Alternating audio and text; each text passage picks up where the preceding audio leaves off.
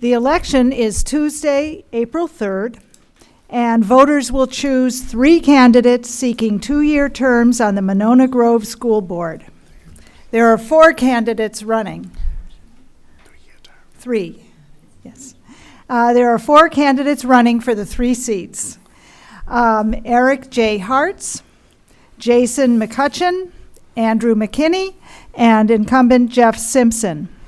I'd like to thank the Monona Community Media for sponsoring this forum, and our timer will be Will Nimmo. Each question will be asked of all candidates, and each candidate will have 2 minutes to answer. We'll alternate the order of the responses of the questions, and written questions will be accepted from the audience. If you have one, please write it down on one of the sheets provided, and these will be collected during the forum. Questions should be issue-based, and personal or political attacks will not be read. Please direct your questions to all candidates rather than to a particular candidate. I'll ask everyone in the audience to please turn off your cell phone now and hold your applause until the end of the forum. Each candidate will be asked to make an opening statement of 2 minutes and a closing statement of 2 minutes at the end. So now let's begin.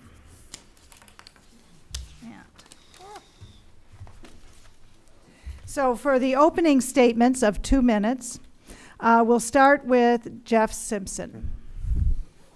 Okay. I'm Jeff Simpson. I'm currently an incumbent on the board. I've been on the board for, I believe this is almost my 6th year. I have a background in education as I went to Beloit College and certified to teach high school, but after a few years of that, I got out of that and went into sales and kind of ran my own business for a few years. I really enjoy serving on the board, especially right now because there's so much going on. Not only have we been attacked by our state government, but we also have been, our community is growing. And we're looking at one of probably the biggest referendum in terms of long-term what we're going to do for our district in coming up soon, and I'd like to be a part of that. I've been a part of that for the last 6 years, starting with the facilities committee that I was on, which has led to this new facilities committee, which gave us some recommendations, and we have a lot to talk about. And I just want to continue on the work that we're doing, so I'm good. All right, thank you. Next will be Jason Mccutcheon. Let's see. I've been thinking about running for the board since we moved back from Missouri. I was on the board for 2 terms, fulfilled 1 back in 9 to 12. And just after I turned in my papers to run again and got elected, I decided to follow a career choice and moved to Springfield, Missouri. So it took me away from the district for a little bit, but now that I'm back, I've been serving on the Monona Grove Education Foundation, and will continue on that if I don't make the board, because I like the idea of giving back to the community, and this is one of the ways of doing it. Some of the issues Jeff's already talked about, you know, whether it's a referendum, whether it's dealing with the budgets that are coming up, whatever it may be, fit in my wheelhouse. I'm an accountant by trade, so I've got a lot of experience.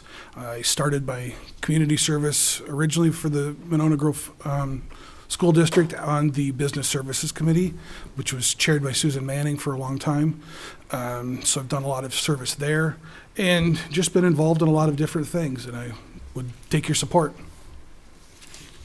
Thank you. Next, Andrew Mckinney. Good afternoon, everybody. I'm Andrew Mckinney. I got a little raspy voice of doing all that cheering for the NCAA, so please bear with me. I've been in the community for 13 years with my wife, Rhoda, and my 2 kids. We've had some adult kids that went through the school district as well. I have been thinking about this for over 4 years of running for the board. Particularly, I want to run because we do have a lot of underserved kids and families, and we have seen a cultural shift over the last 25 years. We have seen growth, especially in Cottage Grove. And I want to give back into the community because as an underserved person that I grew up from Gary, Indiana, and moved here. And I see the need that the kids need these opportunities. It seems like they're not getting these opportunities of learning. They're having bad issues, and they're having bad experiences in the school district. And it's been going on for 25 years, and I think that we need a change. And I think that with your vote, I believe that I can be that change. Yes, we have other issues, as the previous two candidates here has mentioned, but when you're working with children and education and educating children, that is a really, really big issue. Graduation rates are not to where it needs to be with underserved children, and not just Black, Hispanic, Latino, also white. And what I do as I work in my job, I see this. 2 minutes, sorry. Thank you. Eric Hartz.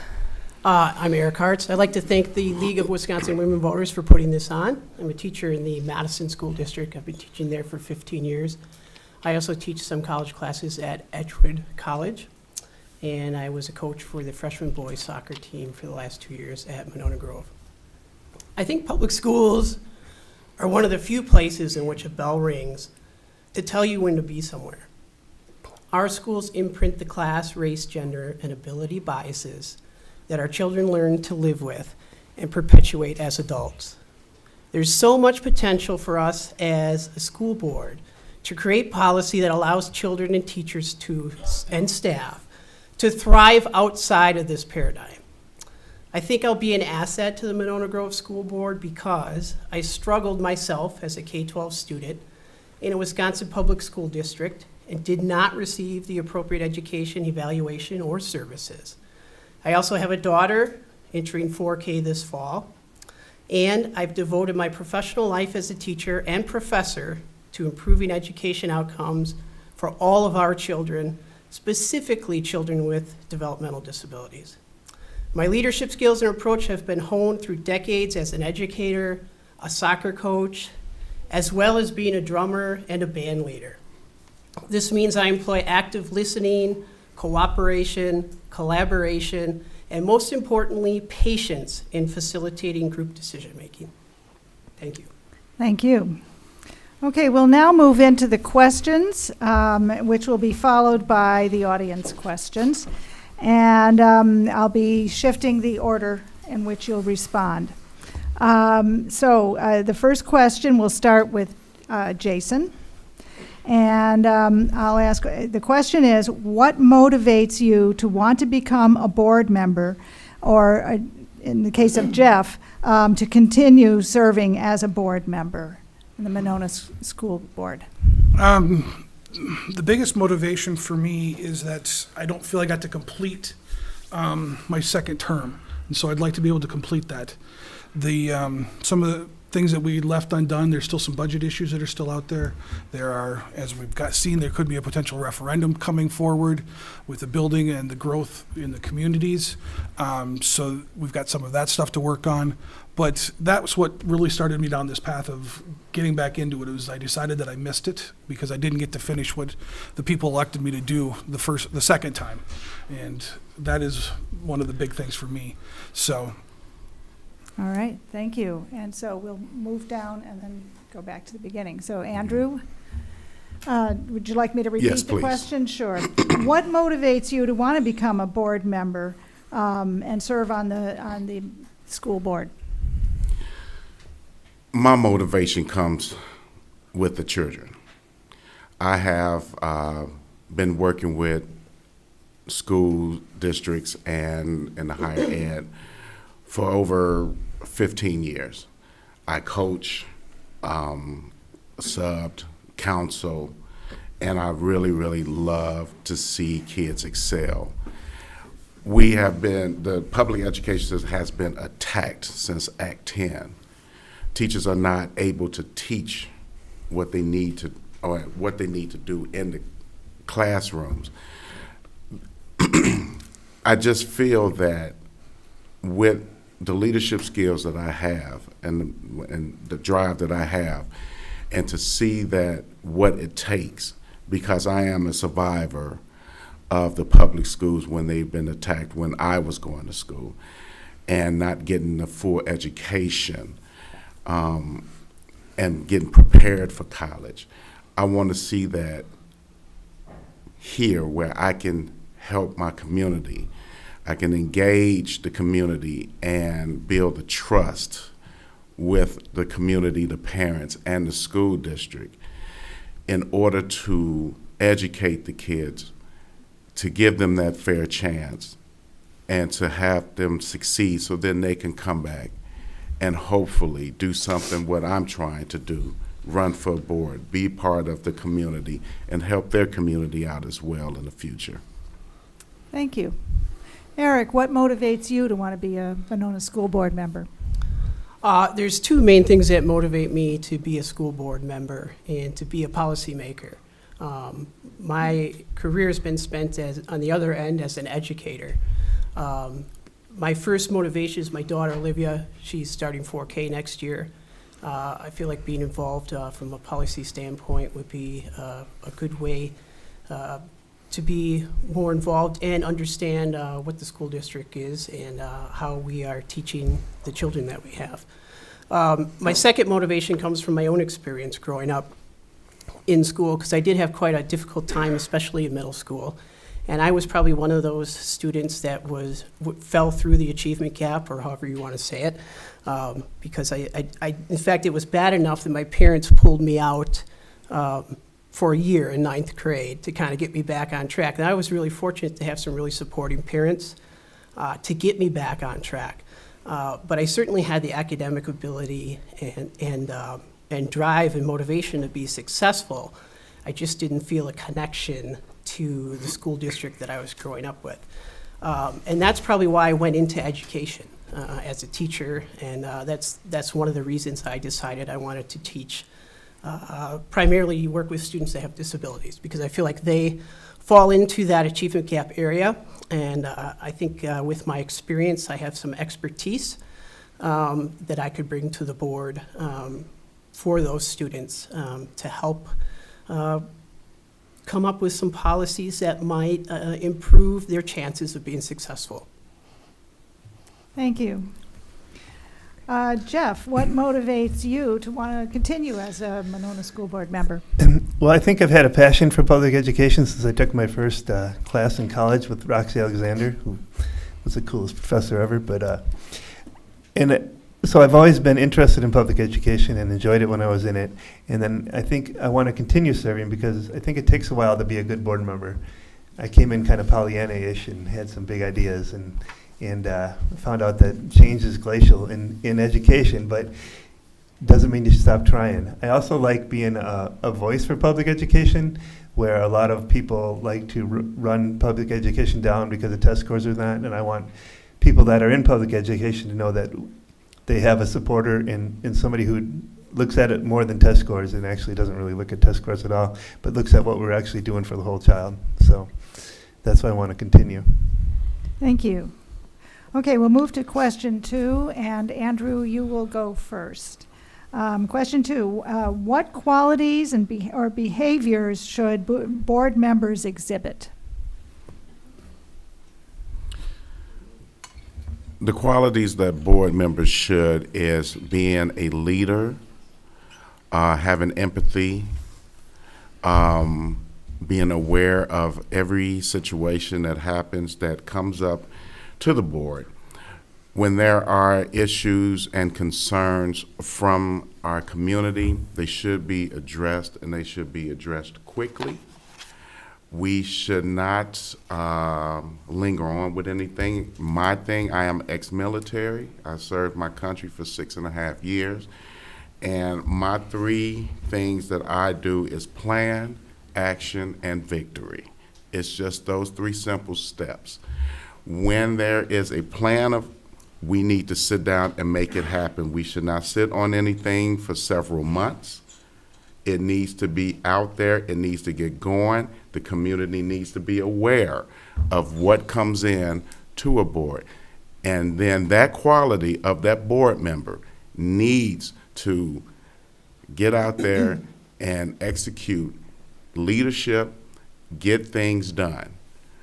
That way, the community is satisfied, parents, teachers, administration, everyone is on board, and this is what the quality of a board member should be, in my opinion. Thank you. Eric, what do you believe the qualities or behaviors should board members exhibit? Well, it's a policy board, so I believe that, my background and perspective, that I'll be able to bring a transformational and maybe a charismatic leadership style to the board. At the same time, I'm adaptable, and I understand that the board does not move fast. It's a slow process. But I do have some experience in the Madison School District. I served on the Superintendent Teacher Advisory Committee, and we would advise the superintendent on policy decisions and educational topics. So I've been involved to some degree and seen that process take place, and I think I've been a great member and representative of that board for the teachers. As a teacher, I've experienced policy decisions from the board that has benefited me. In the Madison School District, where my program was increasing and we needed more staff for the program. And when we presented the request for more staff to the board, they were very supportive in approving that. So now we have 2 full-time teachers in my program, which means we can have more students in my program and serve more students with disabilities that are going to go on and get college degrees. So I've had great experiences with school boards of helping, but I've also, as a teacher, had some frustration with board policies. I'm the teacher, especially with some decisions and policies the boards have made that seems like, on my end, it's been more difficult for me to do what I need to do for the students, which is teach them, because there's a lot of other requirements and restrictions that I have to do that. So I think that I'll be a good member because I can collaborate and get along with the other board members and work to solve a common problem.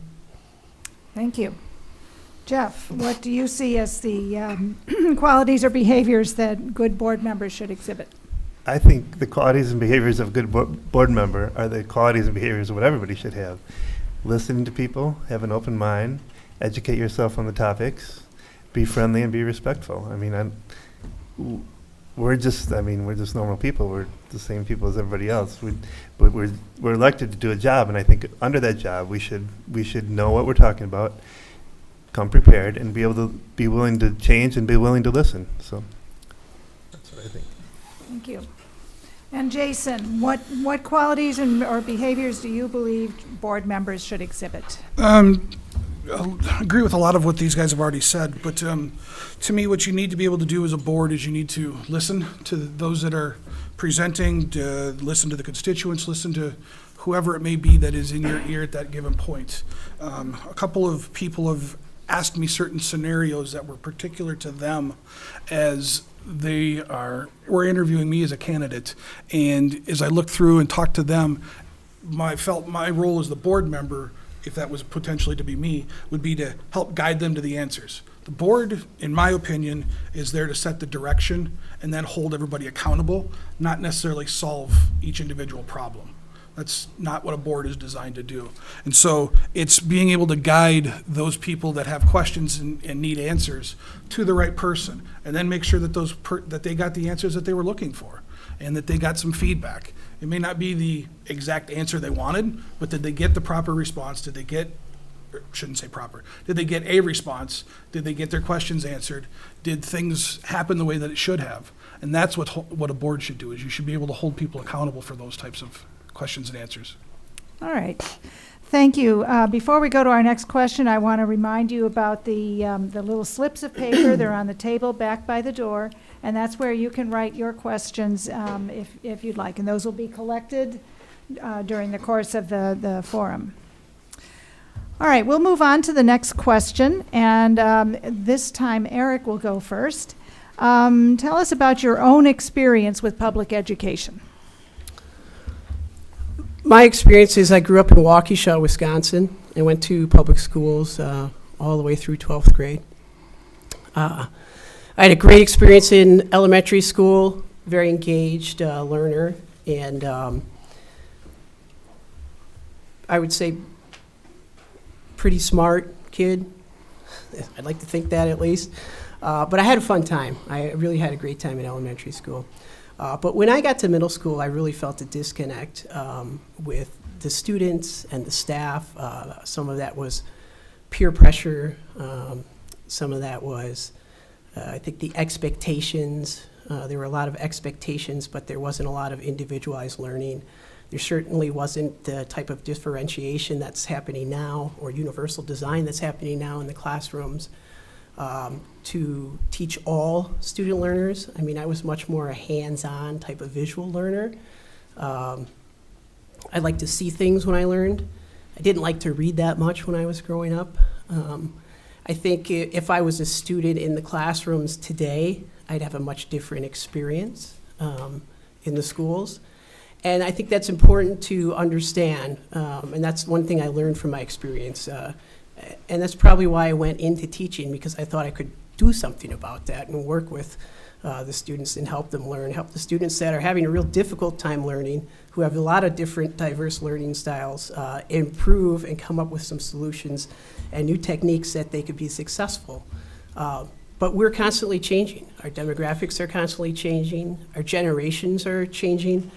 So as teachers and educators, we need to continue to adapt and change with the times. We can't teach today like we did when I was growing up in school. And so my experience, I think, going through that process and then going on to be a teacher would be very valuable. Thank you. Jeff, can you tell us about your own experience with public education? So my own experience was actually very good, because I'm actually the target market of what education was made for, right? I was a white middle-class male. We came from a farming community. Everybody in my school looked exactly like, well, not exactly like me, but like me. And there was no diversity. And so it was. I didn't get a full education because of that. And I'm proud now that we understand more diverse cultures, and we are working for more diversity. And I know we have a long way to go in our district here. And I know that's how you truly learn. I couldn't help where I grew up, but yeah. So my experience was good, but I understood also, in being in a small town, I grew up in Orfordville, Wisconsin. We didn't have anywhere near the opportunities that kids today have, and it's great that they have those opportunities. I want to continue to make sure that they continue to have those opportunities. But one thing that we need to do is and one thing I really missed out on was not having diversity in my schools. So. All right, thank you. And Jason, your own experience with public education? Mine's a lot like Jeff's. I grew up in Dodgeville, so there was no diversity. So it was a small community. There was 400 kids max in the high school, so I knew everybody. My daughter's got a couple hundred kids in just her class and doesn't know everybody, so you get 1,000 kids into that school and you don't know everybody. You don't have the same opportunities, I've heard, sitting through a few of the board meetings that we've been at, one of the gentlemen is passionate about not having teams cut, or kids cut from teams at the freshman level. That wasn't even a discussion, because we had just barely had enough kids to play. So you had those opportunities and experiences that other kids in MG don't get. But I also didn't have the same experiences and opportunities of being able to take Spanish and French and all of the other classes that are out there, or the AP classes. Those didn't exist back then, so it's a completely different world. I learned a lot 6 years ago when I was on the board on how that works. I've learned a lot from my daughter actually being in two different systems, from being here and being in Missouri, and going through that part of it, and what the differences is and how they do things. So it's been a eye-opening experience, but it's been a positive one. The school systems do great things for our kids and give them lots of opportunities, but we still got challenges, and that's hopefully what we'll fix, whether it's me or these three. Okay, thank you. And Andrew, your own experience with public education? My experience, it changed. I'm from Gary, Indiana. In 8% or 99% African American. Great place. You wouldn't have known if that town was just depleting by the way those teachers, administration, coaches had me involved in a lot of things. I was actually an honor roll student. I moved here my junior year of high school. I went to Madison East, and that's when I had the worst time. And sports was the only thing that kept me going. I've been known to be called the N-word a couple of times when a white student would get mad or furious at you and then just call you that, and then next day they will try to be your friend. This was a horrible experience, these two years I was here. And the only people of color that I saw was Terry Jackson, Richard Scott, and the late, great Milton McPike. He was a wonderful principal. And running on the board, honestly, running on the board here is, I don't want kids that come from these inner cities moving here and being lost and don't have nowhere to go and don't trust. That's where that community, there's that gap. Times have changed so much. And I take it to heart because I see these kids struggling. And I don't want them to struggle like I did. Because my education level moving here, I didn't know it was that bad coming from Indiana. Wisconsin was very high. I should have flunked out. I see my time's up, but I could go on, and if anyone wants to talk to me about it, that's fine. But I'm very passionate that I don't want this to happen with other kids. Thank you. Okay, we'll start with Jeff. Jeff, what makes a school board effective, and what's the most important responsibility of the school board? What makes a school board effective? I think what makes a school board effective is to always stay up on the issues, to work together with the superintendent, and to be in tune in what's going on in the buildings. And what was the second part? I'm sorry. What is the most important responsibility? The most important board? responsibility, I think, is to understand what's going on in your district. I think, well, we hire the superintendent who is in charge of the district, and we aren't in charge of anything day to day, but it is important to know what's going on in the schools, so you know you can't hold the superintendent accountable for anything if you don't know what's happening in the schools. So I think the biggest thing is just to understand everything that's going on in the schools, know what your district is about, and talk to people in the district and see what's happening, and get to know like the teachers in the buildings and the administrators. So, thank you. Jason, what makes a school board effective, and what's the most important responsibility of the board? I think to make a school board effective, you've got to be open and communicative. The board has to talk. They don't necessarily have to agree on every issue, and actually I hope that they don't, because that's healthy. But they also have to be willing to forgive and move on, so to speak. You have to be willing to see the other person's point of view and try to put yourself in their shoes, hear what they're saying, and then use that as part of your basis for making decisions. So I think as long as you can be willing to be open and honest in that communication amongst yourselves, that you'll be able to get to the root of the problem. And that to me is probably the biggest thing. The important responsibility for a board is accountability. You're accountable to the constituents of making sure that tax dollars are being spent wisely. You hold the school board or the administration and the superintendent responsible for their operations and what happens during the day and how things are going on. So as long as you don't necessarily know that we have to get into the day-to-day minutia of what happens, but you have to have great oversight and trust that what they're doing is the right thing for the district, and then question if something happens, you have to question it and not be afraid to ask the hard questions. Thank you. Andrew, what makes a school board effective, and what's the most important responsibility of the board? To be effective, like a marriage, communication, communication, communication. We need to have great communication in the board. Like the other gentleman said, there will be disagreements. I've been on previous boards and subcommittees. But the communication, if you are serving the community, the staff, and the teachers correctly, I believe that we will all come to a common ground to help serve those that have issues and concerns for the school district. And the responsibility is basically, we are the mouthpiece for the community, and we want to make sure that we do the right things and say the right things, and to make everything work correctly out here for our school district. Thank you. Eric, what makes a school board effective, and what's the most important responsibility of the board?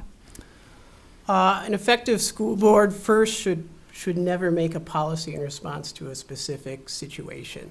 That's important for a school board to be effective. Understanding different leadership styles, different personalities of the board members, so that we can work together and solve problems. An effective school board will look at the school district, for example, the achievement gap, and ways that we can make policy so that we can improve the achievement gap, whether that means lowering class sizes or coming up with some alternative programs for our teachers. So those are some examples of an effective school board. I think the responsibility of the board is to employ the superintendent, develop and adopt policies, curriculum, and the budget, oversee facilities issues, and any handbook issues, or I know it's not collective bargaining anymore, but there's still the salaries for the staff. So making decisions to benefit student learning is the most important thing. And it's unique and it has many moving parts, so it's important for a school board member to be able to understand those issues and make decisions based on the students, concentrate on what's best for the students. Thank you. Okay, we'll move on to the next question, and Jason will start. What are your best hopes for the future for this school district, and how would your aspirations help the students? Could you repeat that for me? Sure. What are your best hopes for the future of this school district, and how would your aspirations help the students? Best hopes for the district. I don't have a pie in the sky thing. I guess I don't know if it's a hope or a philosophy, but the idea is you got to educate students for tomorrow. We need them to be able to graduate so that they can go out into the real world, and that includes those kids that are not going on to secondary education, those that are going into the trades. They need to be able to know how to cook for themselves and pay their rent and balance a checkbook and do all of those things. You know, one of the things we're doing with my daughter right now is teaching her how to run a checkbook. And she's got her first checking account. So where does she spend her money, and how does she enter those and track them online and all of that good stuff?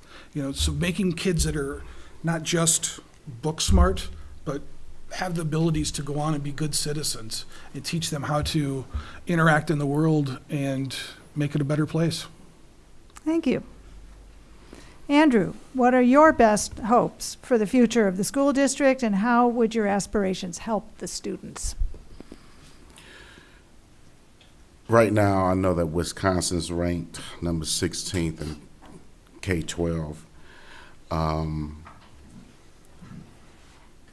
We are a growing we're growing, especially out in Cottage Grove. And what's so unique about this school district is 8.5 miles separate us, Monona and Cottage Grove. But as far as apart that we are so close of achieving so much to be ranked in the top 10. That's my future aspirations, to be ranked in the top 10 in great education, serving our community, and just closing this, what is called an achievement gap. I would like to see the schools being built better to house our students, to give the teachers better areas of teaching, giving good quality of teaching. You know that the schools in Cottage Grove were built back in the days. It was not expecting this growth. This growth has happened. As a community, we need to come together for the kids, for the children's sake, and for the children who have graduated from Monona School District that live in the community. They know that we need to come together and work with these kids and have them come back to work with their kids and grandkids in the future. It's just so much that can happen, and I can go on all night. But I think that if we focus on what we have and just keep moving forward, we will have a wonderful future ahead. Thank you. Eric, your best hopes for the future of the school district and how that would help, how your aspirations help the students. My best hopes are that we are a school district that is performing better than all the other school districts in Wisconsin, because I think we have the capability to do that. My hopes are that we can look at the student achievement gap.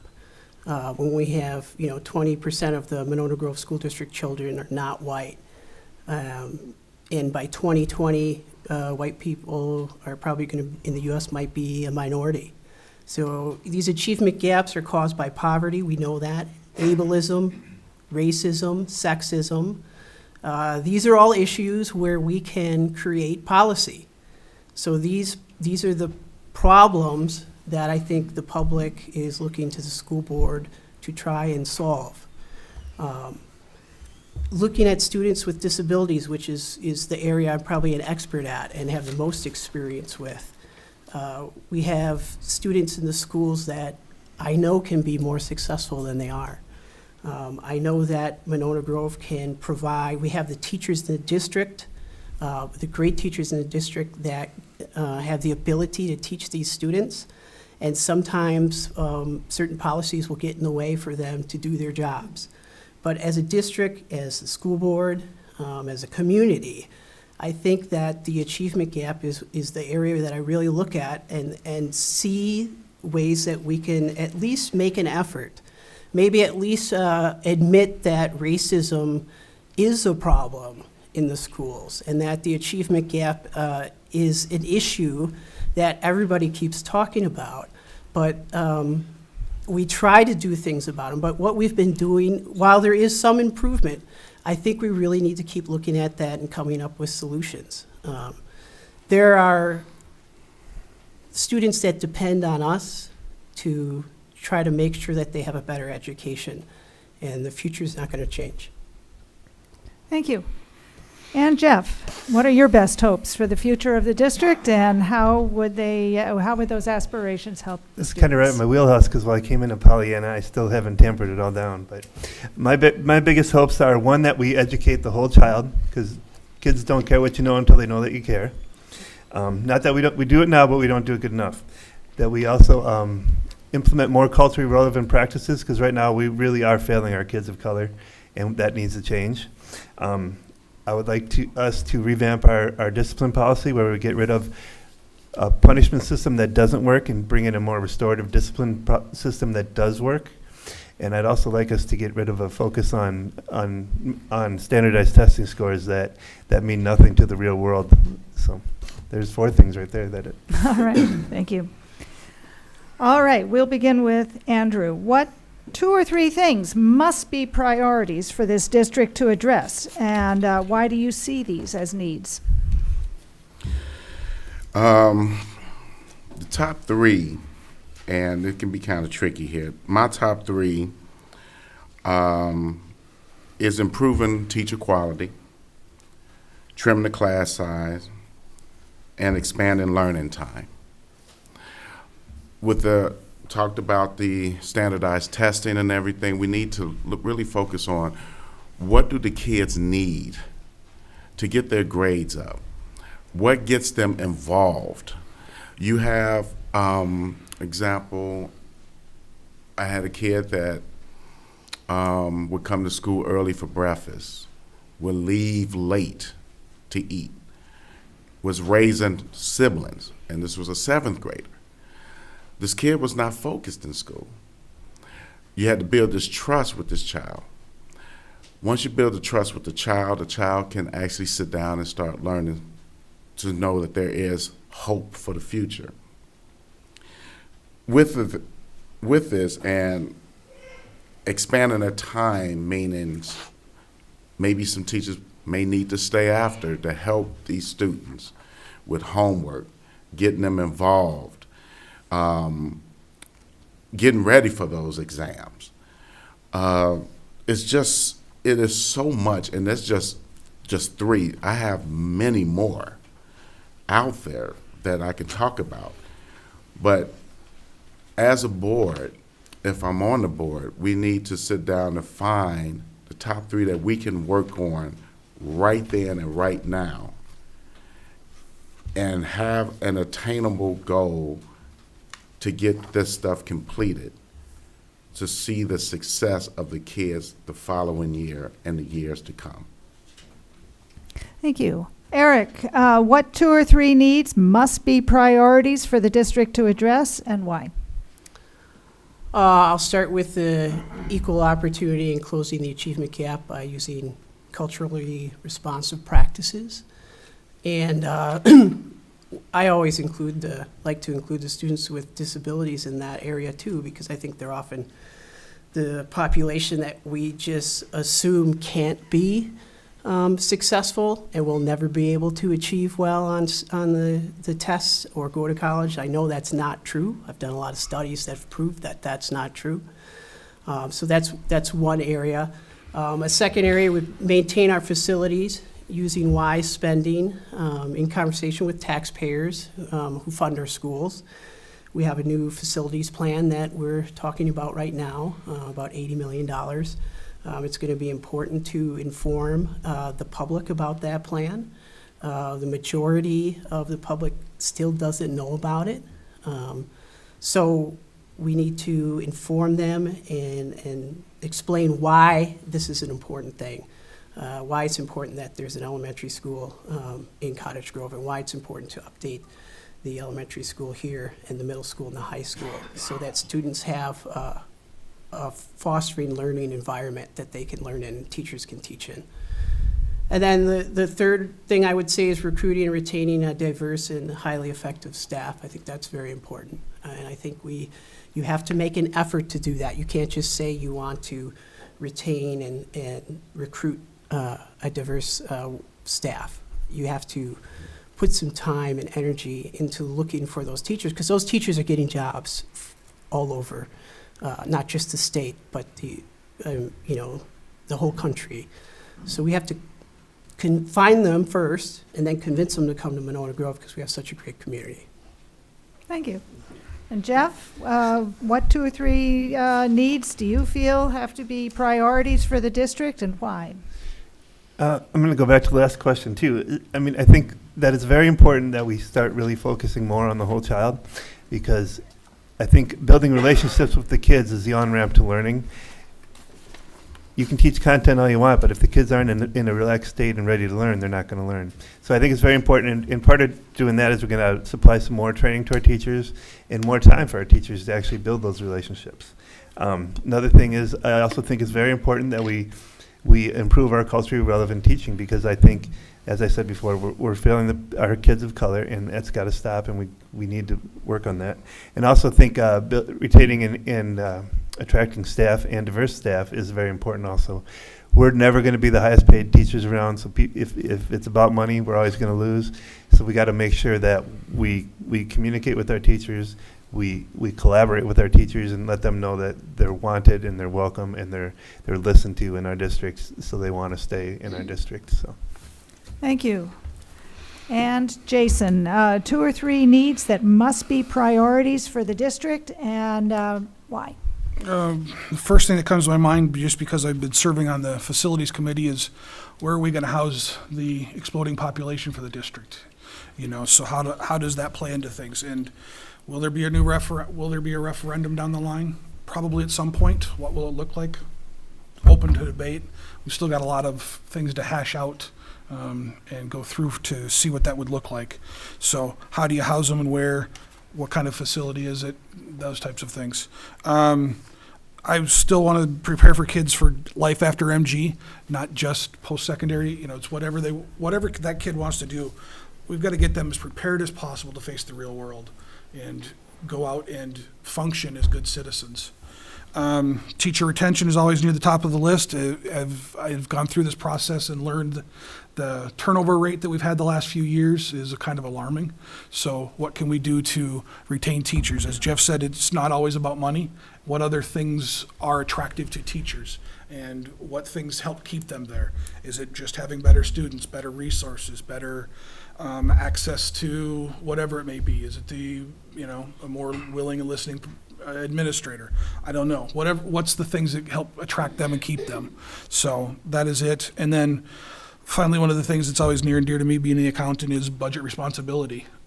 What do we do to make sure that we are spending the dollars that we get allocated in the best manner for the district?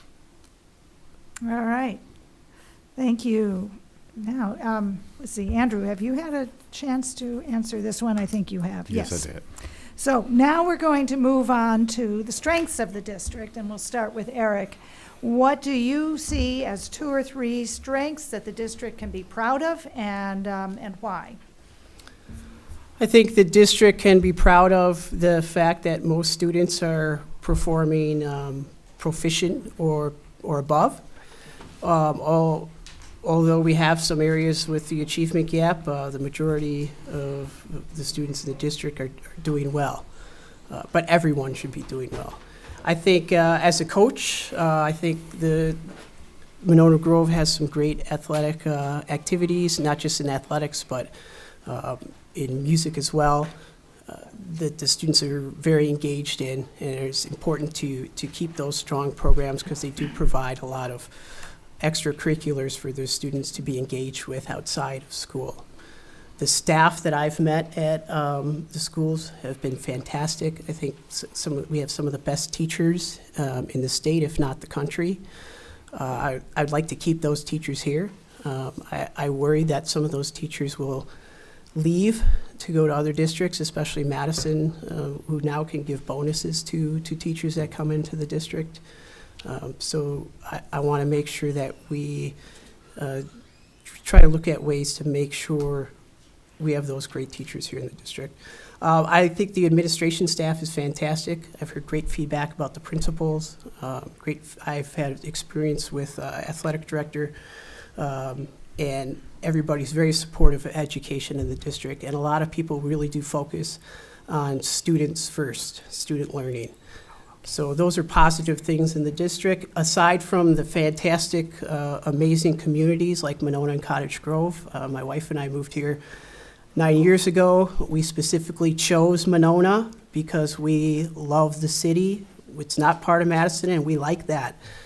We like that it's small. We like that there are parks we can walk to, and we like the school district, and that's why we came here.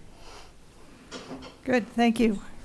I And think- Jeff, what do you see as strengths? I think our strengths are a couple things. One is our staff. I think we have a great staff. I think we offer a lot of opportunities to our students, and that's because our staff is involved and really care and are very knowledgeable and intelligent. I also think our community support is a huge thing, and not everybody has that. We asked the community for an operating referendum a couple years ago, and we got over 60% support. And that, in today's environment, is about as high as you can get. So I think the support our community gives to our schools and to our kids is outstanding also. So I think those are our 2 biggest strengths. Thank you. And Jason, 2 or Get- 3 biggest strengths? It's getting redundant. Because I agree with both of these guys. Right now we provide a great education, but we've always got to strive for a little better and a little more. Just like the business down the road that makes widgets, they got to look for a better widget. We've got to look for better ways of doing what we're accomplishing and then grow on it. And again, the communities, they're right. Both of these guys are right. They make up. These 2 communities are so strong when put together, that make up this district. It's just incredible. You've got the tax basis, you've got the growing community of Cottage Grove, you've got the opportunities that both provide, being as close to Madison as it is for families. It's just a unique situation without having to be in Madison proper. Good. Thank you. And Andrew? I believe they've been looking at my notes, because I agree with all of them as well. The community support, parents who have been coming to a lot of the subcommittee meetings, that shows that you do care about where your kids are doing and succeeding in the school district. A lot of the extracurricular activities, especially in the, we always know that it's going to be in the high school, but the middle and the grade schools have been phenomenal with the connections with the YMCA for the, out in Cottage Grove and those things there. We have a lot of that going on. What I would love to see that can really strengthen up more is to have a lot of the underserved families and students trying to find out how to get this information. If they're not looking at this information, that this stuff is there for them to utilize. And I believe that being part of this after-school programs and the homework clubs and stuff can help them with their education. It's just that I think that would even make it, with the strengths that we have now, can build even more. Good. Thank you. All right, we're going to move into the audience questions. Thank you for all the questions. And we will start with Jeff. Jeff, with college debt rising exponentially, wages and job prospects that enable upward mobility stagnating or even declining across the country, what policy ideas do you have to address the fact that not all children would best benefit from the traditional 4-year bachelor's degree path?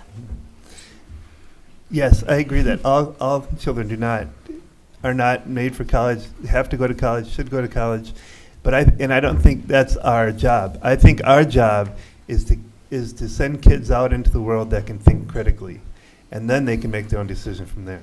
Granted, there's a lot of college debt. I get that. I was part of that, but I'm glad I went to college. And college is for some and not for everybody. But I think the most important thing we need to do is to send kids out that can critically think for themselves, and then they can make their own decisions. And that's what you need more in the real world than anything, is to be able to critically think. And I think that's our job to do that. So. Thank you. Would you like me to repeat it? No, Jason? I think I've got it. All right. Yes, we've got, as I've said all along, we've got to prepare kids for life after MG. And they've got to have those life skills, not just educational skills. But those life skills require some education. I think back to the earlier question about our public education. I had one of my best friends who decided school wasn't for him and instead entered the trades and became a plumber.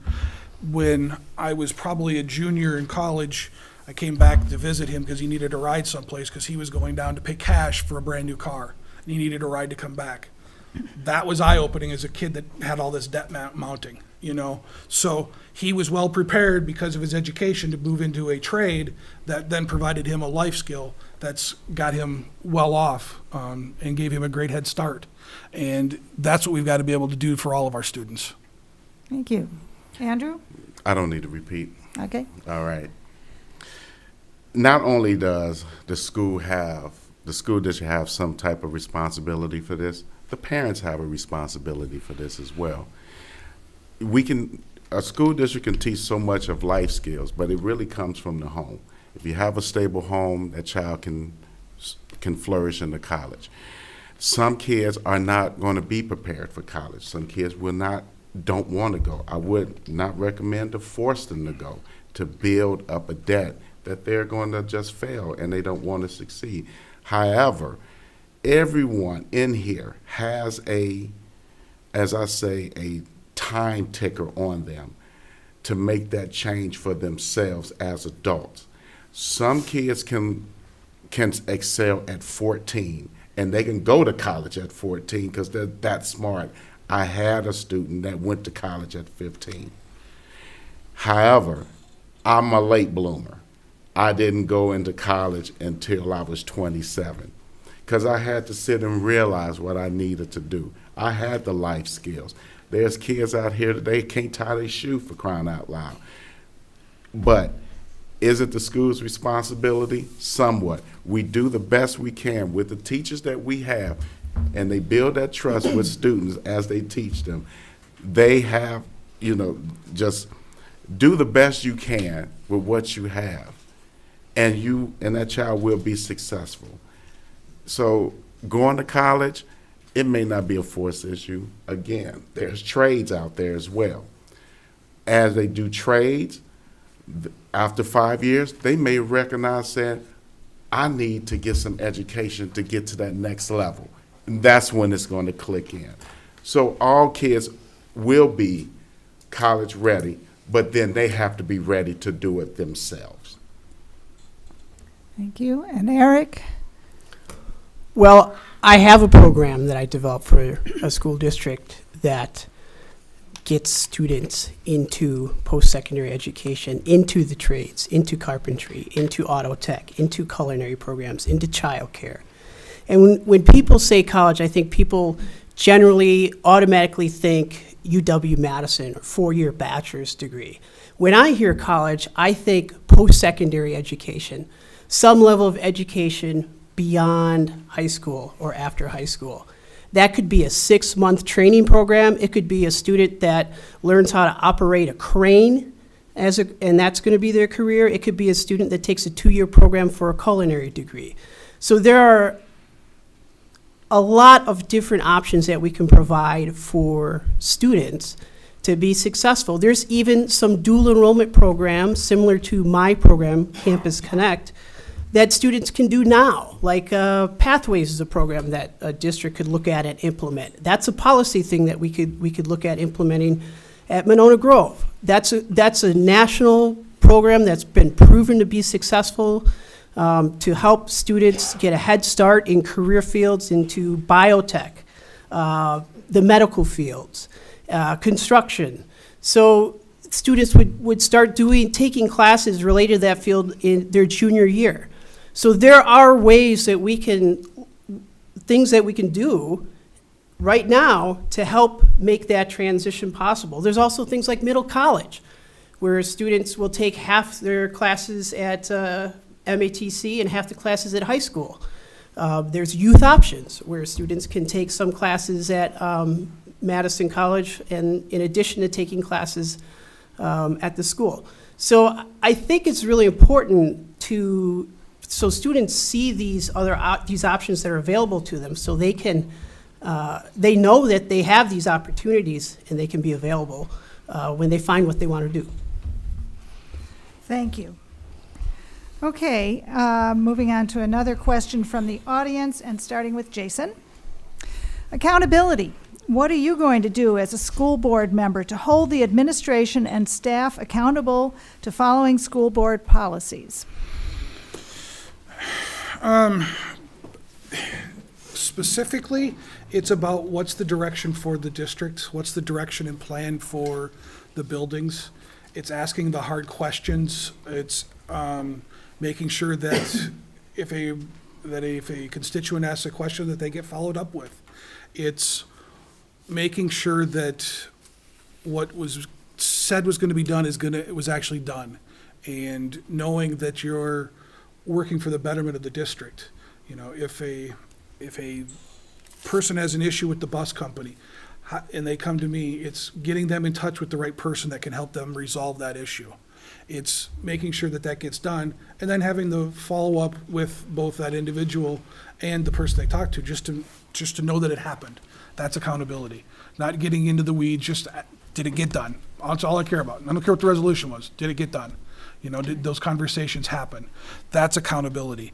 It's, holding ourselves accountable as a board to not spend money or approve a budget that has some fluff in it, School districts don't have a lot of extra cash laying around that they can do a lot of fluff, but what things are in there that we could look at to make sure that those dollars are spent a little better. That's accountability to me. Thank you. And Andrew, how about accountability? What are you going to do as a board member to hold the administration and staff accountable? When there's issues that is brought to the administration that cannot be handled and it comes to the board, we would need to review what it is, review what's going on, review the policies, and then we need to act on it. And to be accountable and to hold the school accountable for policies that is maybe broken, we as a board need to come together to get these policies fixed. We need, as you know, we have been going through a cultural shift for the past 25 years. And a lot of policies may not work now like they did back then. These things need to be changed. The school needs to be aware of that, and they need to understand that we are into the today. It doesn't work back in the 80s, 90s, the 70s. We have to change with the time. Policies need to be reviewed. As a board member from Dane County Credit Union, we review the policies annually to make sure that we need to if there's any need to change anything, to keep with today. So when a parent, someone in the community have an issue with the policies that we are not looking at, we need to come back, look at it, and see if we can bring it up to today. That's how we keep the school district accountable for what they do in the future. Thank you. And Eric, how about accountability? What are you going to do to hold administration and staff accountable? Well, as a board member and policymaker, it's important that everybody's held accountable, including the board. Educators have an evaluation process that they go through in the schools, that administrators evaluate them, so there's an accountability there. Administrators are evaluated, sometimes by the board, sometimes by other administrators or the superintendent, and the school board evaluates the superintendent. So there's evaluation processes to hold everybody accountable. I don't think that in most circumstances, if there's a problem or a situation where teachers not performing up to the standards, or they had a bad evaluation, or administration had a bad evaluation, there's so many different reasons why that can happen. So it's important to hold teachers, administrators accountable, but at the same time, it's important to be thorough about why someone wasn't administering or teaching or doing what they're supposed to be doing according to the policies that the board created and for the school district. All right, thank you, Eric. Jeff. I think one thing that's important is to keep an open communication with the public and the administration, because we don't know what's going on a daily basis, and if there's a problem festering, that they have to know that we are approachable for that. Another thing is we have to not be scared to go talk to the administration and the superintendent and ask tough questions and get answers. And sometimes it's not just any answer, it's a sensible answer. And finally, also being on policy committee, I think we also have to make sure our policies make sense too. So, Thank you. And Jason, did you? I started. You did it. All right. All right. Here's a. No. There are so many questions, and these are wonderful. So I'm kind of combining some of them. What would and we'll start with Andrew this time. What would your priorities be as the board considers an $80 million proposal that may bifurcate the district into a Cottage Grove district and a Monona district? That's a very good question. I've been to a couple of the sub-facilities meetings. Again, when we talk about the future, how the schools were built in the past, maybe it's the wrong time right now, but it needs to happen with the ever so growing Cottage Grove. And again, Monona and Cottage Grove, 8.5 miles separate. We need each other to make this happen. we need to make sure that if we pass this, the school gets built correctly and able to expand if need be in the future. We don't need to keep throwing money all the time for a one-floor school. We're growing. Communities are coming to us now.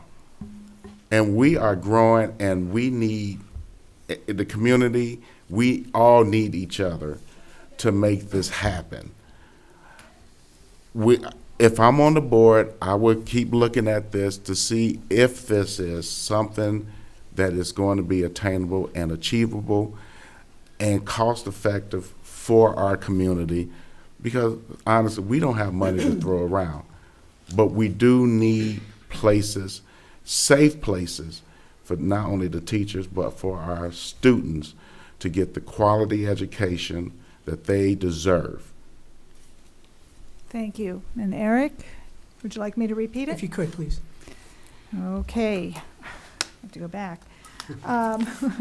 That's okay, I think I got it. It's Yeah, the It was facilities. about the, yes. Yeah, I got it. Well, my concern is that the referendum, or not, it's not a referendum yet, but it will be, maybe.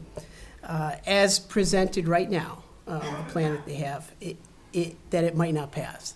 I support that we need new schools. We need a new elementary school in Winnequa. We need a new, we need a new elementary school in Cottage Grove, and to update Winnequa, and updates to the high school and the middle school. But I think voters are still experiencing a little shock from the rise in their property taxes in the operational referendum we had in 2016. The property value increase in 2017 that Cottage Grove and Monona had. And I did a survey myself, it's scientific, and I asked people, what they thought. There were 45% of the people that supported knew about the referendum and supported it. 34% did not, but there were 20% that were unsure right now. They just weren't sure about it as it was written. But my biggest concern is that the largest amount of people that I talked to still were not aware of the facilities plan. So I hope that the survey that's going to be sent out to the community is a good survey. I haven't seen it, and I hope that we get a good response rate from the community so that we can get a good idea of where they are on the new facilities. And it's going to take a lot of communication with both Cottage Grove and Monona to explain why we need this, why we need it now, and why it's important to do it now. And it's going to take more than sending out a survey. It's going to take more than having community forums and meetings for the public. We're going to have to have some people get out there and talk to people face to face in order for it to be successful. Okay. And Jeff? First, I am dis- ready to yeah, repeat no, I'm it if good, you I'm need it. good. First, I disagree with the premise, because I don't think that no matter what we do, what passes is going to split the district. I think we are the Monona Grove district, and I've said it in numerous board meetings. The split is an adult problem, not a kid problem. I have kids in the schools now, and they have never once said, "Oh God, that kid's from Monona." Like they have friends, and their friends are their friends, and then they could care less where their house is. So I think that's something the adults have to get over. The second thing is, in terms of, I don't think the end will be $80 million. I don't know what it's going to be yet, and I think we're getting a little bit premature in where we're going, because we haven't really had a chance to really hammer down what needs to be done. We have had a facilities committee with some great people on it that have narrowed it down. Now I think we got to narrow it down even farther and figure it out where we're going to be. I think if we just, and I haven't put a lot of stake into the referendum yet, because I think it'll take care of itself. I think we know that we need a new school at some point. I think we know where it should be. We just kind of figure out what it is. If you look at how we handled the operating referendum, I think that if we just follow that same path, where we had a lot of good people working on it, we had complete communication, there was no secrets. Anybody had a question, they could let us know. We answered every question thoroughly. So everybody went into the voting booth knowing exactly what they're going to, what they were voting on. And I think, but when this referendum or facilities plan actually hits the voters, is we're ready to go, there will be complete communication.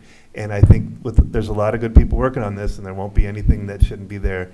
I think it'll be what we need to do as a district, and we can go from there. But with the survey, with the people working on it, with all the meetings we've had, I think we're going to be fine on that. I just don't agree that whatever happens, there's going to be a split of Monona Cottage Grove split. That's just not going to happen, because we are one district and we need to remain one district. So. Thank you. Jason? I agree with Jeff. It's an adult issue, not a kid issue. It is one district. Drives me insane when people talk about the differences and, well, in the facilities committee, there were certain members of that committee who said, when we were talking about grade configuration, well, that's a Cottage Grove issue. Well, no, you may live in Monona, but it's an MG issue. It's not a distinction on how the building is aligned, whether it's a transition or a neighborhood school. And for somebody to say that, that's an adult problem. So I tend to agree with Jeff on that part of it, in that the two communities need each other in order to have a strong district. So I don't feel that that'll ever happen, the split. As far as how to prioritize, I think that'll come through when the current board sends out their survey here at the beginning of the month. Will be very revealing. But my personal perspective on it is where do we house the students, and are those buildings up to date if they need to be remodeled? That is much more pressing than we need a new football field, or we need a new track, or we need new athletic fields. And this comes from a guy who was a 4-year jock, which is a revelation for me. So that's part of it. But it's all about education and not necessarily about the extracurriculars, even those are important and do teach some life skills. The basic premise of the district is, where do you house them? All right. Thank you. And Andrew, you have already done it. So we're going to start with Eric this time. There's a very specific question here, but I'd like you to think about it in how you make this kind of decision, and maybe explain that. What is your position on whether or not to retain To Kill a Mockingbird in the 9th grade English curriculum? My position on the way that the review committee, there was a review committee that the board asked to review that question. And the review committee spent a lot of time going over the book, and they made a decision 4-1 to keep the book in the curriculum. As a board member, I would support that review committee, the decision that they made, because the board asked the review committee to do that. Personally, I think that To Kill a Mockingbird, while it's a good book and certainly from an artistic standpoint, beautifully written, I think that there are other options and some other things that we could look at. One of the books that came to mind that I thought, if we were going to replace it or add a book to the curriculum, was Kindred by Octavia Butler. I think that's a fantastic book. Plus, it has some time travel in it, so I think 9th and 10th graders may grasp onto that rather than a horse and buggy and, the 1930s. I know when I read To Kill a Mockingbird in 9th grade, it wasn't that engaging to me. Actually watched the movie last night with Gregory Peck. I think we as educators and as policymakers can look at these situations of problems that come up and bring this racism, this hidden racism that exists to the forefront, and have a good discussion on it. I was a little disappointed with the policy, the way it was written, and the fact that the public didn't get a chance to have a lot of input into the decision before the review committee made theirs, but that is going to be fixed. So there's going to be a chance for the public to do that. So I'll be curious to see that session. Thank you. And Jeff? So a friend of mine asked me this last night too, and the answer is the same. As a sitting board member, I think I got to answer this somewhat differently in terms of, we were going to hear this on April 11th, and I fought to make sure we had public comment, and that the family that made the complaint was there because they weren't at our last meeting. So it wouldn't, I don't think I would be fair to that if I came in with a set decision. I know which way I'm leaning. I do think that one thing we do really need to understand and be aware of is intent is different than impact, and we have to make sure that we're taking into effect what the impact has more so than the intent. So that's where I stand. Thank you. Jason? I appreciate Jeff's comment in that he's put in a tough spot with that because he does get a chance to hear it in 3 weeks, and it's not fair to ask him that question. I don't feel at that point. But I'm with Eric in that him and I went to the last board meeting, and I know that he was at the same listening session that I was, and it was interesting to listen to the committee deliberate on how they came to their decision and the materials that they were provided and the discussion that they had. I thought it was a good discussion. I thought it was a fair and open and honest discussion amongst the 5 or 6 of them that were there. It was pretty enlightening for me to hear their take on it. I don't know that I've read To Kill a Mockingbird since probably 9th grade, so it's been a few years. So that was good to hear their point.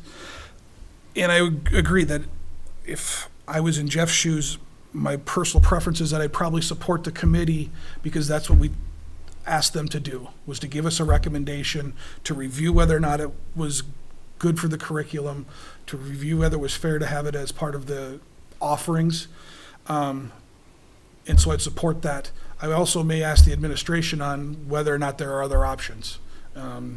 Not necessarily mine as a board member to decide because I'm not an educator, but I think that it's a fair question to ask. But you also then have to trust the teachers in the English department to pick up and decide which title that they use. So I'm probably a little conflicted in that standpoint, just from, I would ask an additional question and allow that to happen. Thank you. And Andrew? I never had a chance to read To Kill a Mockingbird in 9th grade. In Gary, Indiana, I was reading more of Langston Hughes, Edgar Allan Poe, and other sorts of literature.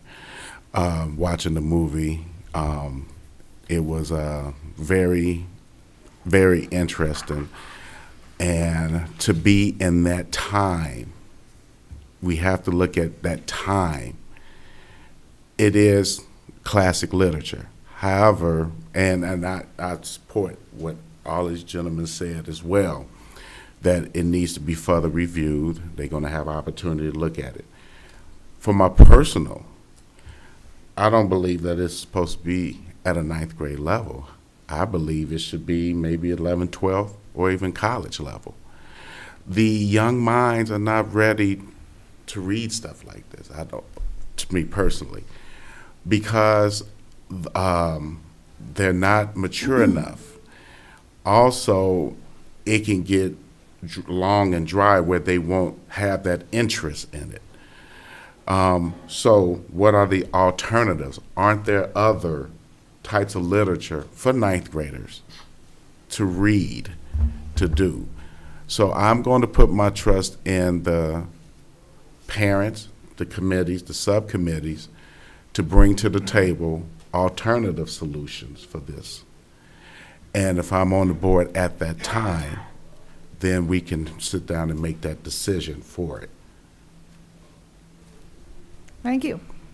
Okay. Jeff first this time. As a board member, how are you going, or how do you advocate for kids with disabilities? How do I advocate for kids with disabilities? I think I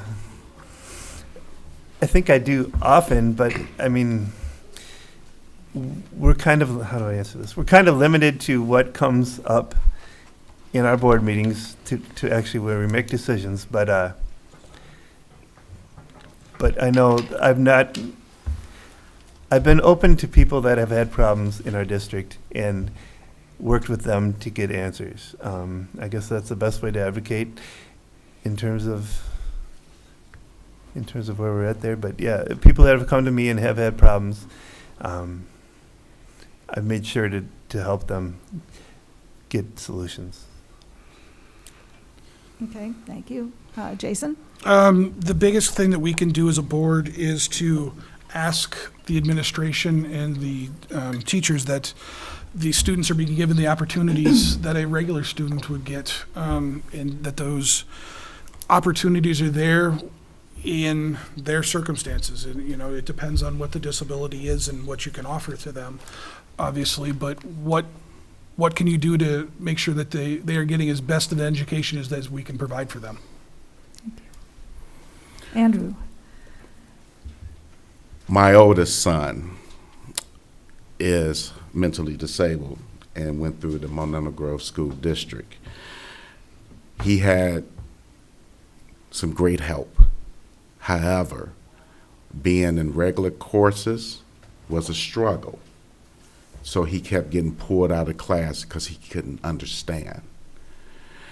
And then put into the small classes made him feel bad. He felt bad being in a class when people are excelling or at average, and he knew he was below average, and he wanted to be average. But then the bullying and being picked on and everything made him feel so bad. And I know that there are students out there right now, starting tomorrow, are going to be picked on and bullied. If they want to try to be that average student, and it hurts. And I know some of you adults, when you went to school, you seen it. You've seen some students get picked on. Maybe you picked on them, maybe you felt bad. For me personally, to be an advocate, I am very, very adamant about being an advocate for students with disabilities and suffering in schools like that. I want them to be treated fairly, and I want them to get the best education that they possibly can. That's what I want. So I will definitely be an advocate. Thank you.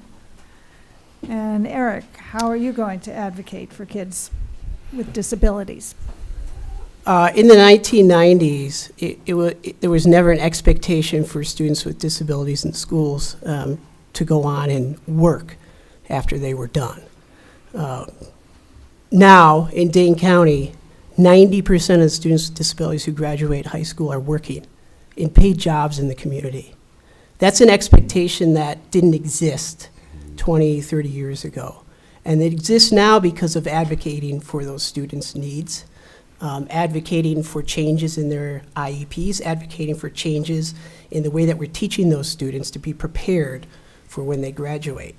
Right now, there's 240 college programs where students with disabilities can go to college and get a college education. Just 10 years ago, there was 30. 10 years ago, it wasn't possible. I never saw an IEP for a student that had a transition goal that this student was going to go to college. It didn't exist. And it didn't exist because we, as educators, we as community people, didn't think it was possible. Similar to, we didn't think it was possible that these students with people with disabilities were going to be able to work. I was a huge part of starting the program in the Madison School District, and I continue to speak nationally all over the United States about helping students with disability transition from 8th grade to high school and from high school into college or into work. These students really need people to advocate for them, from teachers to administrators to people on the board and to their peers. I can't tell you how often with the students I work with in college that peer interaction, friendship is important to them. It's something that they want, it's something that they need. And we often overlook that. So I would be a huge advocate and an expert in that area for students with disabilities. All right, thank you.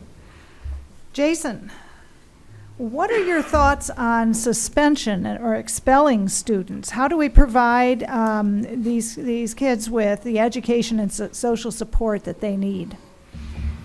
I think there's a difference between suspending them and expulsion and what we provide. So I guess it depends on the scenario that you're talking about. If we are suspending them, how are they making up their work? What are we doing to provide them so that they don't fall behind any of their other classes? If we are expelling them, I'm not exactly sure what opportunities are out there for them. I'm not Well, sure. I think the question is about the policy for doing so. Got it. Expulsions are last resorts. Having had to sit through them, they are terrible to have to decide somebody's fate like that. But in certain circumstances, they are required because it is the last step to help that kid and help those that are involved. Unfortunately, it is, but it should be the very last resort. There's got to be other corrections along the way, and they should be numerous before we get to that point. All right, thank you. Andrew? In 8th grade, I was in band class with my best friend, and for some reason or another, we started fighting for some reason. Don't know what happened. He hit me with a bandstand, I hit him with a tuba. Don't know what happened. We got sent to the office. What I liked back then was that they called our parents. They came in, or a representative of a family, uncle, aunt, came in to resolve the issue of what happened, found out what happened. We went back to class. Why can't we do that now? We are at a time that if you look at someone wrong, you're going to get suspended. And a lot of these suspensions happen with the underserved, not just black, Hispanic, Latino. There are white kids that are growing up in poverty as well. And when something happens to them, they get suspended. The policies has to change. That's a policy we can go back and do it old school. That can be here. We do not need to send no kid home on a vacation because they pushed each other. Okay? That does not need to happen.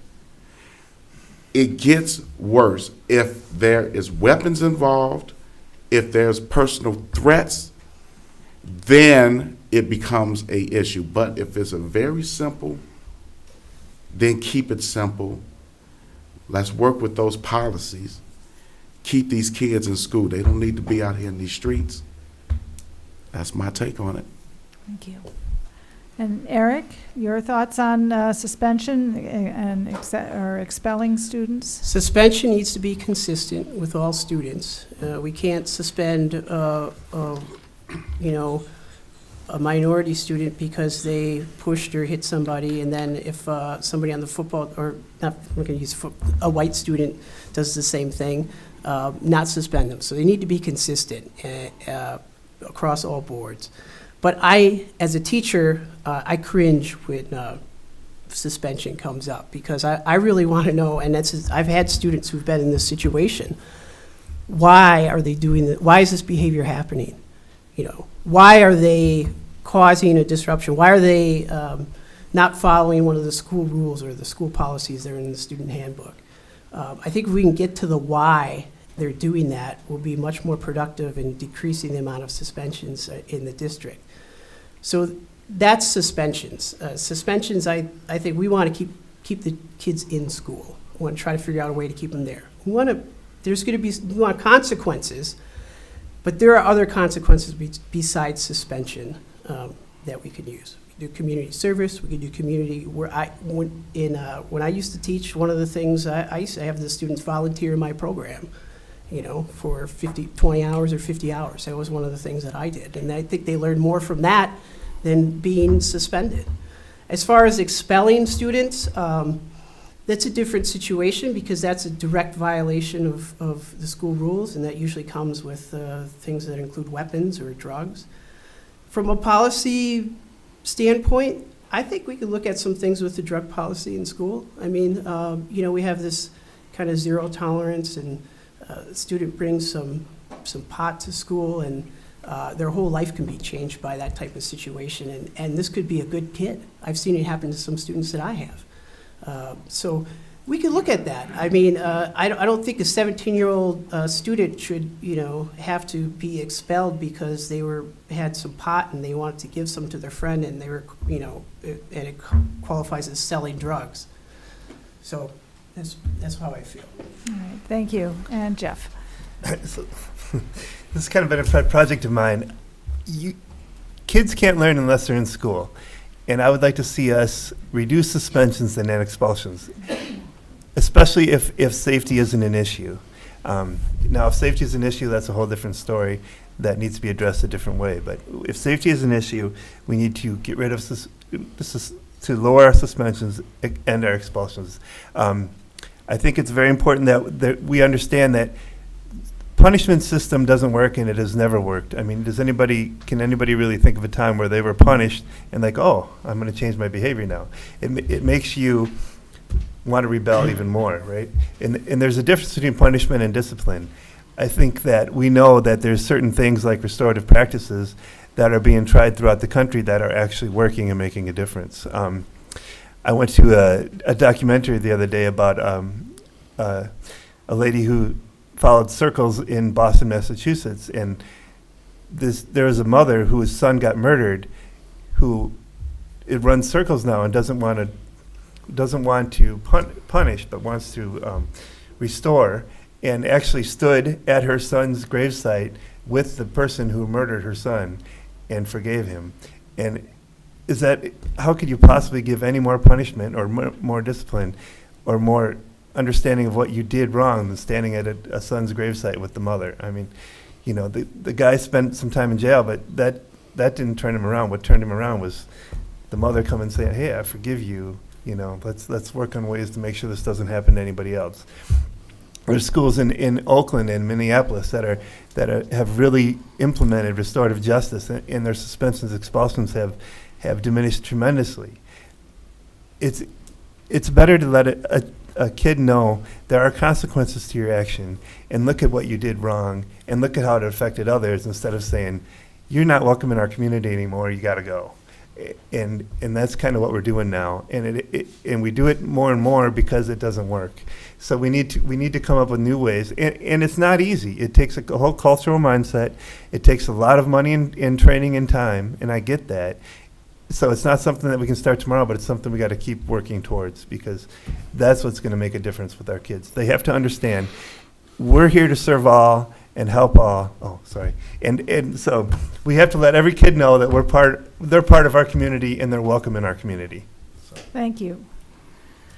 Okay, Andrew, what policies would you fight for to attract and retain top quality teachers? We would need to use that an internal system, not we can. So that would inform employees for available positions, would help the world and attract new candidates. The hiring process would need to be simple to encourage new prospective employees. We got to be mindful of the cultural biases, the communication styles, and the decision-making process.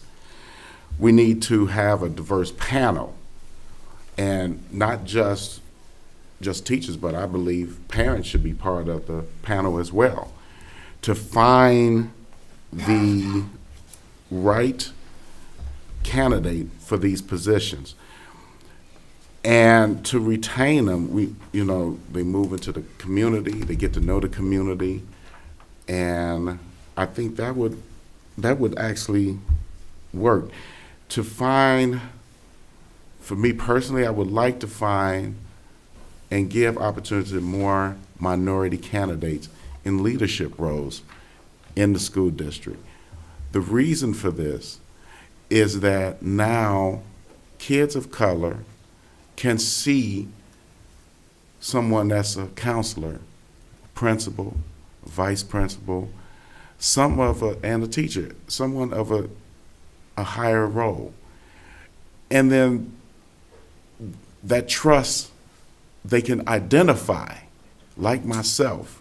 When I moved up here, I was able to identify with Milton McPike as the principal. And I had a vision that I can be better than what's going on in the world. So I think those are the processes we need to work on. Thank you. Eric, how will you fight for, or what policies will you fight for to attract and retain top quality teachers? I don't know if Monona Grove has a program like a Grow Your Own Teacher program, but that would be something that I think would be good. To look at staff that are currently working in the building that might not be teachers, and work with them so that they can get their teaching degree and get them into the profession. You could also do that with students. Students that are going into that want to go into teaching, we can, as a district, provide some incentives for those students while they're in college and then bring them back to work in the district. So maybe we help them with some tuition, but we bring them back and they're obligated for 3 or 5 years with the district. So that's one way to look at retaining and finding new teachers, new highly qualified teachers, especially diverse teachers. National recruitment, there's a cost associated with that, but it's going to be real difficult to just get the teachers to come here because they're being recruited everywhere.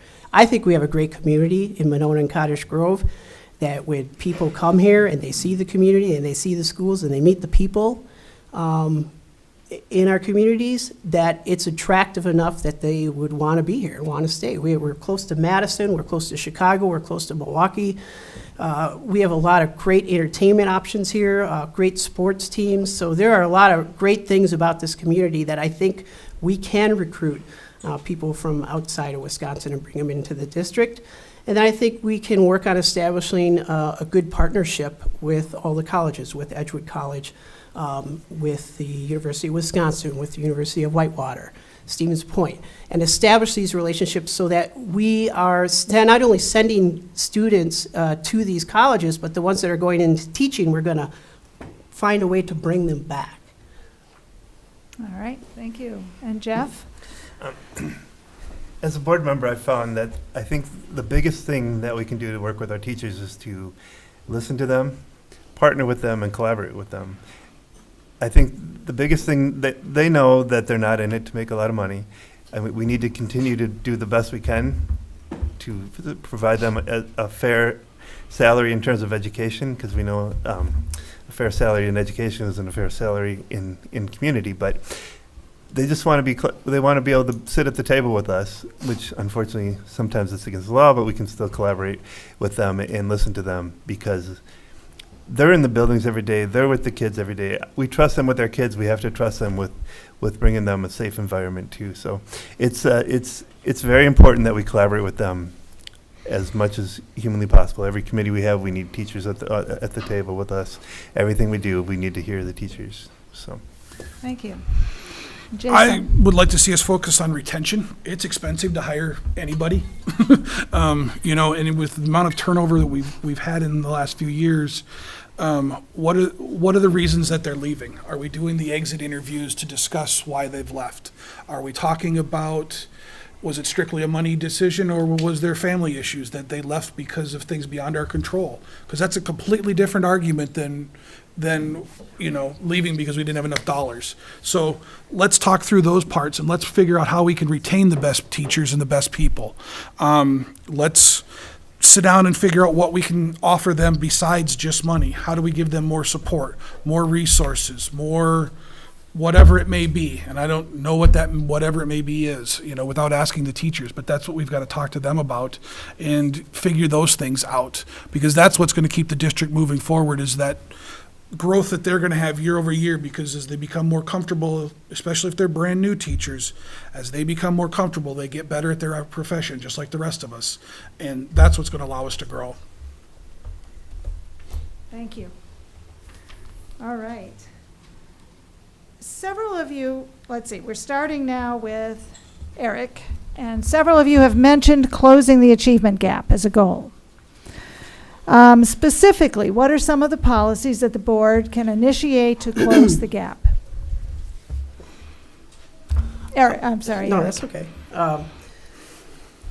Class size is the first thing that comes to mind to me as a teacher. It's the one thing that I know and that I have experience in that would directly affect the achievement gap for students, because teachers are able to devote more time and individual time to the students. I know there's a cost, but there's a cost. These problems all have a cost. They all have a cost. We're not going to be able to solve these problems without looking at the costs of ways to fix this. I think we could. I think we can come up with a way to do that. We do have a pretty low class size. I think it's 23 or 24 students per a teacher. If we really want to look at the achievement gap, that's one area. If we decrease the class size, it will help the achievement gap. The other thing is, I think our teachers, they need meaningful professional development. Meaningful professional development so that all the teachers can be culturally responsive, not with just students, minority students, but also with students with disabilities, students in poverty, so that we are constantly looking at new methods and ways to teach that are going to help these students, because there is a lot of research being done, a lot of people in other districts that are experiencing this and having some success. I mean, Brown Deer School District, which is close to Milwaukee, is a district that's similar population-wise to Monona, that has had a huge increase in minority students, and the achievement gap is something that they consistently are looking at there to try to improve. And a lot of that comes from the professional development and time they invest in the teachers that are in the district, so that they have the tools to teach and differentiate with these students. Thank you. In terms of closing the achievement gap, a lot of things I've been talking about does close the achievement gap. If you really focus on social emotional learning, then the kids could actually learn the content, because if they aren't in a state of mind where they're ready to learn, they're not going to learn the content from the best teacher. Culturally relevant practices, I think it's very important that we understand that everybody has different ways to learn and different ways of life, and we got to work with that. Building community, doing circles in your community, doing circles in your classroom, if the kids feel like they're part of the community, and also giving the kids a voice and not just a power structure of I'm up here, you're down here, that also helps close the achievement gap. Lowering your suspensions, expulsions closes the achievement gap, because the kids are in school and they're actually learning. And if they want to be there and be part and be felt, and they felt that they're heard, closes the achievement gap. Continuing to retain your teachers and not having new teachers in your class, in the classroom, teaching these kids all the time, that helps close the achievement gap. I mean, there's a lot of things we can do to close the achievement gap that I think makes the whole school community and actually community better. So. Thank you. Jason? In an ideal world, we could lower the class size, but that's just not a reality because of the dollars that are there, plus the building space. And so I don't think that is going to be a first option.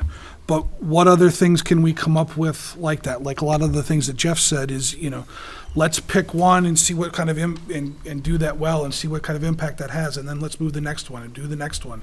But you've got to have some focus to it. We can't hodgepodge and throw things against the wall in the hopes that we will close the achievement gap, So how do we provide the resources that our teaching staff needs to allow them to be at the best of their abilities?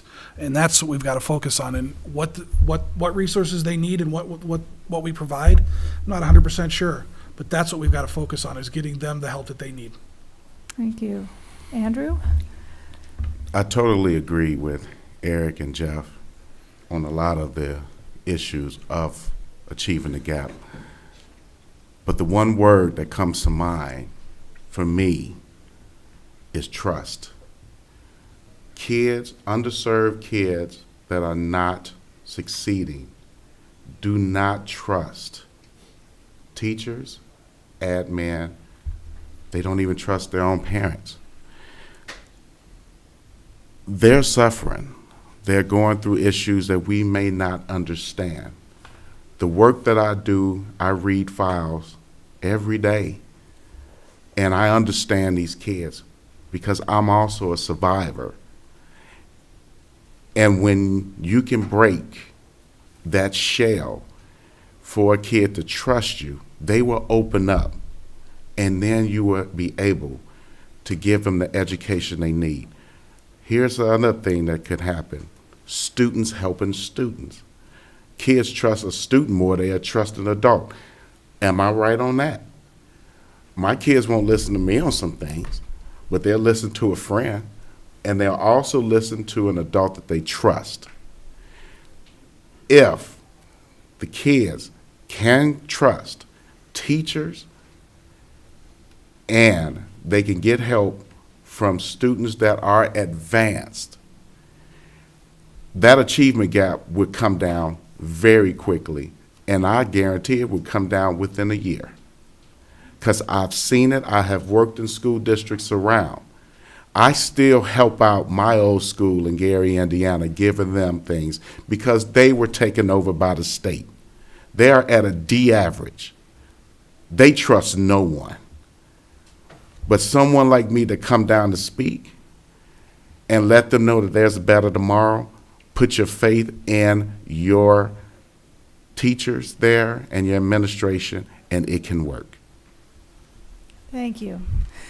Well, we have one more question before we go to the closing statements. And so we'll start with Jeff. And Jeff, how do you measure progress or success for the Monona School District? How do I measure first thing is not in test scores. I think it's, again, suspensions, expulsions. How are we doing on a daily basis? You talk to parents. Are they happy in our school?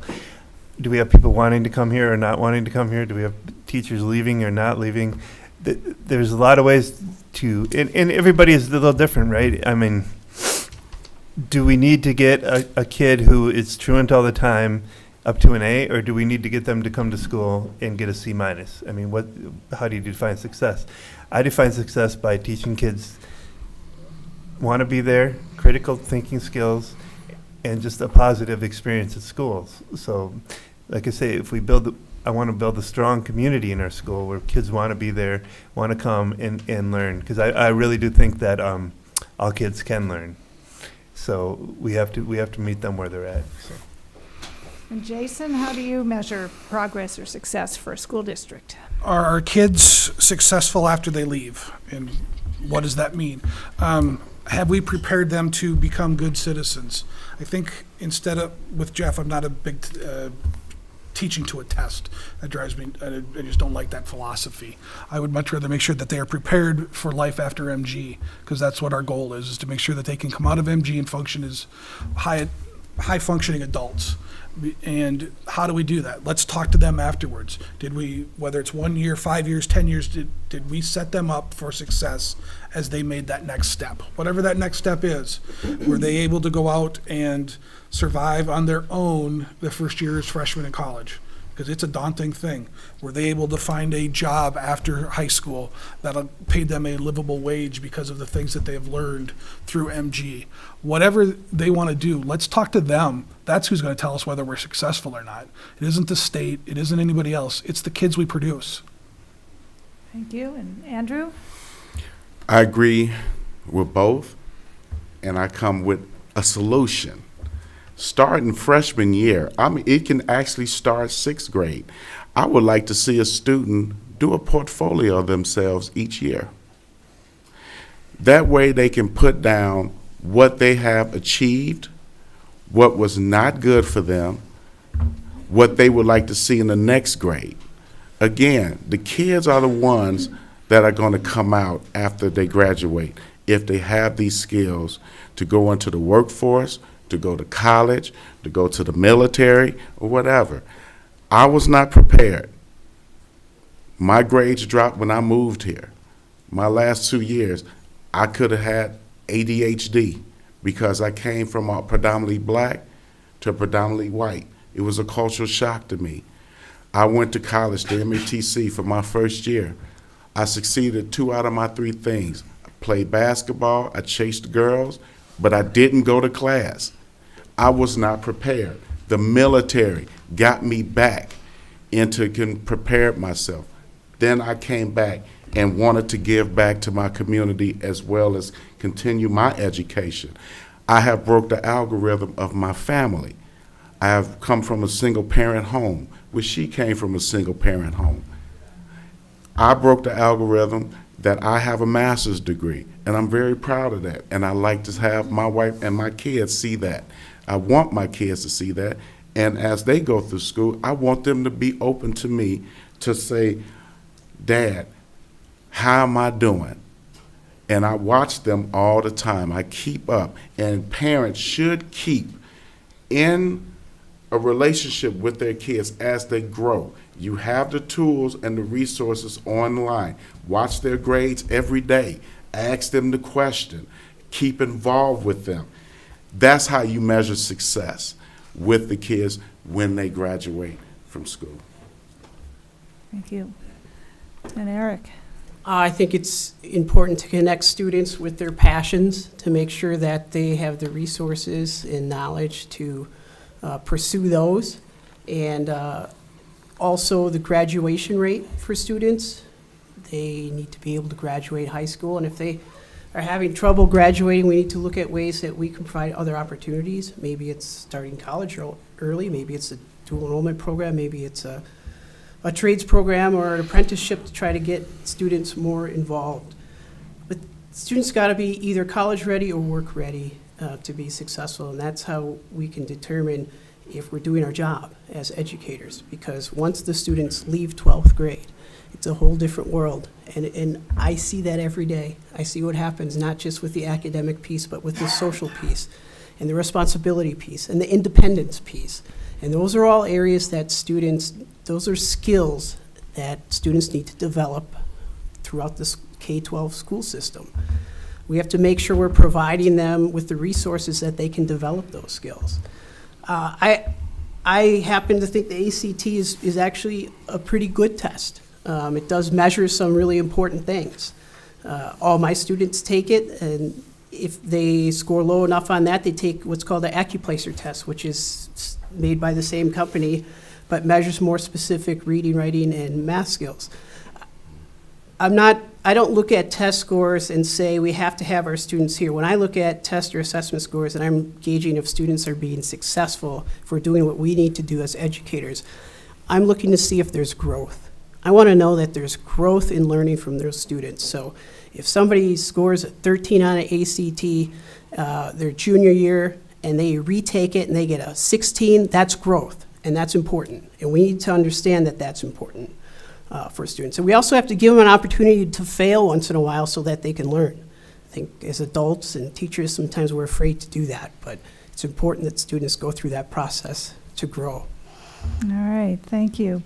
Now we're going to move to the closing statements, and what we're actually going to do is the reverse of the opening statement. So we'll start with Eric, after you get a chance to have a sip there. Well, our schools are not set up to provide equal opportunity for all our students. Too often, underserved students of poor, students of color, girls, or students with disabilities. There are a lot of things we can do to make public education better so it meets the needs of most of our students. Our schools offer an opportunity to create spaces for most students to discover their success. I know this is true because I see these students succeed every day in my professional life. When students have a chance to connect with an adult who believes in them, who supports them, they can achieve things they had not previously imagined. They can graduate college, they can get married and raise their own children, they can have careers that express their passions, and as a result, their children are more likely to receive the resources that they need to be successful. This is how we use our public schools to interpret the multi-generational impact of poverty, racism, sexism, and ableism. I aspire to lead the Monona Grove School District towards a future in which we no longer have an achievement gap to discuss. Thank you. Thank you. Andrew? I had something written, but now it has to come through the heart, so I moved it out the way. I have been an underdog all my life. And to get my master's degree was a wonderful achievement. To be married, have wonderful kids, going through this wonderful school district. I can't express how passionate I am working with kids, coaching, mentoring. For over 10, 15 years, I've been doing this around Dane County. And I have still been just the underdog, and no one was able to listen and be a voice for the kids and the teachers. And here's an opportunity for me, being an underdog, you know. And 2 days ago, the NCAA basketball tournament, for the first time ever, a 16 seed beat a 1 seed because of hard work and dedication. I want to be your 16 seed. I have a lot of experience, military, civilian, working in the schools, working with wonderful people on these subcommittees, working in my community at Cottage Grove, and knowing folks that I have played basketball against in Monona who are here in Monona still. I'd like to be your 16th seed, and on April 3rd, I would love your vote to serve for you, Cottage Grove, Monona, the Monona Grove School District. Thank you. Thank you. Jason? Let's see. I'm pretty simple. Things are pretty black and white a lot of for me. But I look and listen, hear both sides of every issue.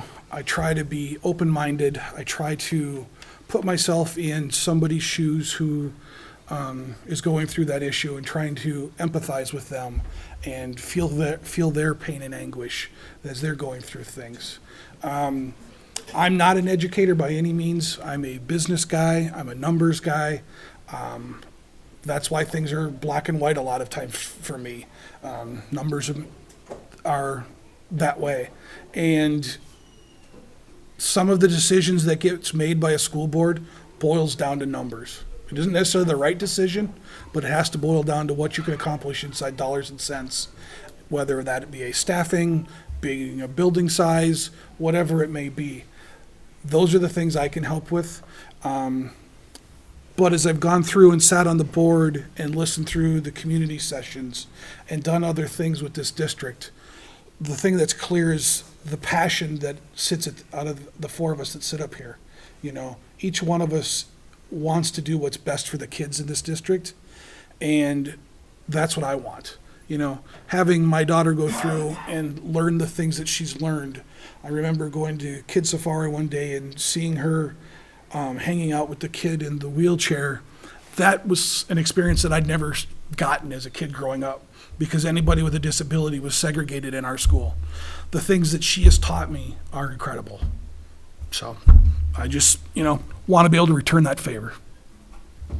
And Jeff? So I really I love living in this district. I'm proud that my kids go to the school here. I really enjoy serving on the school board. I think anybody that's worked with me on the school board will know that I've done all my homework. If somebody's contacted me throughout the community, I've listened to them and helped them with their problems. So I've been very accessible to everybody, and I really like what we're doing. I think we put in some good work, and I think we have more work to do. And hopefully people will vote for me and we can continue working together after this election and on the next referendum.